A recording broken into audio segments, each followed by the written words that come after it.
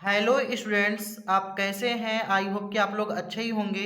तो आज हम लोग की टॉपिक होने वाली है क्लास ट्वेल्थ बायोलॉजी वंशागति का आणविक आधार, जो कि सबकी एग्जाम की दृष्टि से मोस्ट इम्पॉर्टेंट है, क्योंकि हम लोग आज इस चैप्टर में डीएनए के बारे में पढ़ेंगे। तो डीएनए हर एक स्टूडेंट के लिए इम्पॉर्टेंट ही हो जाता है, हर एग्जाम में पूछा जाता है। ठीक है, तो आज हम लोग देखेंगे डीएनए के बारे में डिटेल्स में कि डीएनए एक्चुअल में क्या होते हैं, इनका स्ट्रक्चर क्या होता है और इनमें अंतर क्या होते हैं डीएनए व आरएनए में। ठीक है, चलिए हम लोग अपने सीधे टॉपिक पे आते हैं। जो यहाँ पे देख लेते हैं सबसे पहले डीएनए। डीएनए का फुल फॉर्म होता है डीऑक्सी राइबोस न्यूक्लिक एसिड, और इसकी जो डीएनए की खोज किए थे वो थे फ्रेडरिक मिशर। ठीक है, देख लेते हैं, कुछ इस प्रकार से लिखा गया है। डीएनए की खोज फ्रेडरिक मिशर ने 1869 में की थी। ठीक है, किसके द्वारा किया गया? फ्रेडरिक मिशर द्वारा। तो डीएनए एक आनुवांशिक पदार्थ होता है जो सूचनाओं को एक पीढ़ी से दूसरी पीढ़ी तक पहुंचाने का कार्य करता है, जो हमारी जेनेटिक इंफॉर्मेशन को एक पीढ़ी से दूसरी पीढ़ी में यानी फर्स्ट जनरेशन से सेकंड जनरेशन में ट्रांसफर करने का काम कौन करता है? डीएनए करता है। ठीक है, और नेक्स्ट पॉइंट इसमें क्या लिखा गया है? डीएनए पॉलीन्यूक्लियोटाइड श्रृंखला से बना होता है, और बहुत सारे पॉलीन्यूक्लियोटाइड श्रृंखला क्या करते हैं? डीएनए का निर्माण करते हैं। तो यहाँ लास्ट पॉइंट लिखे ही हैं, बहुत से न्यूक्लियोटाइड मिलकर डीएनए बनाते हैं। तो डीएनए किससे मिलकर बना होता है? बहुत सारे न्यूक्लियोटाइडों से मिलकर बना होता है। तो यहाँ पे कुछ हम देख लेते हैं इसकी प्राथमिक स्ट्रक्चर के बारे में। तो कुछ इस प्रकार से दिया गया है यहाँ पे।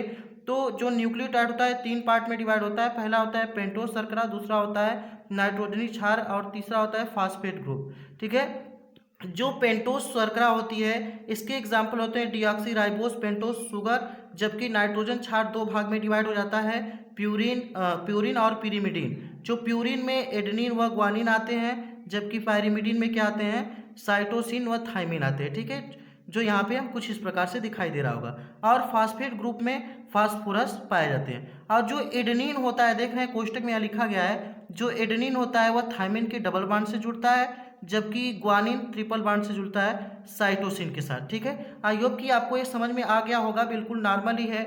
आगे अब यहाँ पे हमारी जो सेकेंड टॉपिक होने वाली है डीएनए का द्विकुंडलन मॉडल। ठीक है, अगर अक्सर एग्जाम में ये पूछ ही लिया जाता है कि डीएनए का द्विकुंडलन मॉडल कौन प्रस्तुत किया था, तो यहाँ नाम लिखा है साइंटिस्ट का। डीएनए का द्विकुंडलन मॉडल वाटसन व क्रिक ने दी थी। ठीक है, अक्सर एग्जाम में पूछ लिए जाते हैं, तो आप इसको अच्छे से कर लीजिएगा, कंफ्यूजन में न आइएगा। यहाँ पे आपको डीएनए का स्ट्रक्चर दिखाई दे रहा होगा, यानी संरचना दिखाई दे रहा होगा, और जो इस पे कई सारे क्रम लगे हैं, ए और टी जी सी करके लगा है। जो हम आपको बताए हैं, जो ए है वो एडेनिन है, जो टी है वो थाइमिन है, जो जी है वह ग्वानिन है, वह सी है साइटोसिन है। ठीक है, हमने बताया कि जो एडेनिन होते हैं वह थाइमिन के साथ डबल बॉन्ड के साथ जुड़ते हैं, जबकि ग्वानिन ट्रिपल बॉन्ड के साथ साइटोसिन के साथ जुड़ते हैं। ठीक है, यहाँ पे आपको कंफ्यूजन में नहीं आना है, आपको स्ट्रक्चर खींच के ऐसे क्रम वाइज उनको डिवाइड कर देना है। यहाँ पे कुछ कोष्टक में इनका रेशियो लिखा गया है। इनकी व्यास जो होती है, यानी डीएनए की जो बीच में लंबाई होती है वो होती है 20 एंगस्ट्रॉम। ठीक है, और जो उनकी कुंडलन यानी पूरी लंबाई होती है तो वो होती है 34 एंगस्ट्रॉम। और एडेनिन व थाइमिन व ग्वानिन व साइटोसिन के बीच की जो दूरी होती है 3 से 4 एंगस्ट्रॉम होती है। ठीक है, आप यहाँ पे देख सकते हैं। आपको ऐसे ही क्या करना है, स्ट्रक्चर खींच देना है डीएनए का, और खींचने के बाद आपको क्या कर लेना है कि ऐसे ही क्रम डिवाइड कर देना। अगर कोई पूछे डीएनए का स्ट्रक्चर बनाने के लिए तो आसानी से कर सकते हैं, इसमें आपको कोई कंफ्यूजन में नहीं आना है। ठीक है, अगली हम टॉपिक देख लेते हैं। अब यहाँ पे हमारी जो थर्ड टॉपिक होने वाली है वो टॉपिक है डीएनए कुंडलन का पैकेजिंग। ठीक है, कि इसका पैकेजिंग कैसे होता है। आप देखते हैं जो डीएनए होता है वह कोशिका के केंद्रक में पाया जाता है। ठीक है, तो उसमें कैसे अरेंज होता है जिसको हम देखेंगे। देखिए, आपको कंप्लीट स्ट्रक्चर जो दिखाई दे रहा है डीएनए लिखा है वो तो ऐसे होता है, लेकिन ये पैक कैसे होता है सबसे पहले देख लेते हैं। यहाँ पे आपको लिखा होगा 3 गोले कलर के बनाए गए, जिसको हम हिस्टोन प्रोटीन के नाम से जानते हैं। 3 प्रोटीन पाई जाती है, यानी हिस्टोन प्रोटीन, और जिसमें से क्या होते हैं डबल स्ट्रक्चर के साथ इसी में डीएनए जुड़े होते हैं। और ये किससे जुड़े होते हैं? डीएनए लिंकर द्वारा जुड़े होते हैं। और उसके बाद इसमें जो इस प्रोटीन से बाहर निकला होता है, जो धागे की तरह लास्ट में दिखाई दे रहा है, उसका नाम है क्रोमेटिन, वो धागे होते हैं। ठीक है, और ये क्या होता है कि जैसे आपको यहाँ पे गुणसूत्र का स्ट्रक्चर दिखाई दे रहा होगा। अब ये गुणसूत्र होते हैं, इसमें के अंदर पाए जाते हैं हिस्टोन प्रोटीन। हिस्टोन प्रोटीन में डबल हेलिक्स में डीएनए प्रेजेंट होते हैं, और इसी के मतलब इसी में दोहरा हो जाता है। तो अब यहाँ पे देखिए, आपको एक छोटा सा दिखाई दे रहा होगा, जो ये बाहर निकला है वो जो चारकोन की तरह स्ट्रक्चर दिखाई दे रहा हो तो हिस्टोन प्रोटीन है, लेकिन इस पे सर्फ की तरह लिपटा हुआ जो दिखाई दे रहा है ये है हिस्टोन प्रोटीन। और हिस्टोन प्रोटीन क्या है के साथ ये जुड़ा है और इसमें बहुत सारे क्षारक पाए जा रहे हैं जो इसके साथ लिपटे हुए इस स्ट्रक्चर में आ जाता है। जब आप इसको सेल्स में देखते हैं तो इसी घुमावदार संरचना के हिसाब से दिखाई देता है। अगर कोई पूछ दे कि इसकी पैकेजिंग कैसे होती है तो आप देख सकते हैं कि एक नॉर्मल डीएनए में सबसे पहले क्या होता है कि हिस्टोन प्रोटीन पाए जाते हैं, उसमें डबल हेलिक्स के रूप में होता है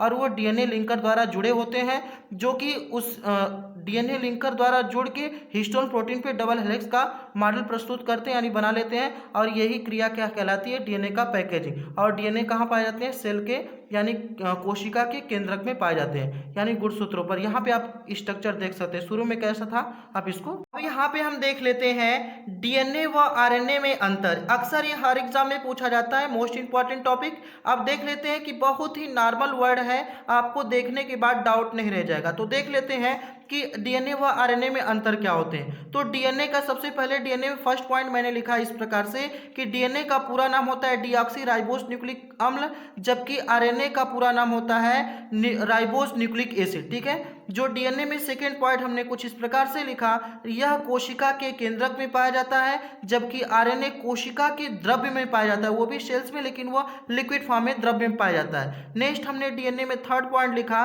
कि डीएनए की संरचना द्विकुंडलित होती है, जो आपको स्ट्रक्चर के हिसाब से मैंने हर चीज समझाया। ठीक है, जबकि आरएनए में इनकी संरचना एक कुंडलित होती है। ठीक है, और इसमें जो फोर्थ पॉइंट लिखा डीएनए में, इनमें थायमिन क्षारक उपस्थित होते हैं, जबकि इसमें थायमिन की जगह यूरासिल होता है। यहाँ पे लास्ट पॉइंट लिखे डीएनए में हमने, यह गुणों को यानी लक्षणों को एक पीढ़ी से दूसरी पीढ़ी तक पहुंचाने का कार्य करता है, जबकि ये प्रोटीन को सिंथेसिस करने यानी संश्लेषण करने का काम करता है कौन, आरएनए। बहुत ही नॉर्मल वर्ड है, आपको 5 पॉइंट लिख देना है बिल्कुल आसानी से। हर एग्जाम में अक्सर ये पूछ लिए जाते हैं। Thank you so much.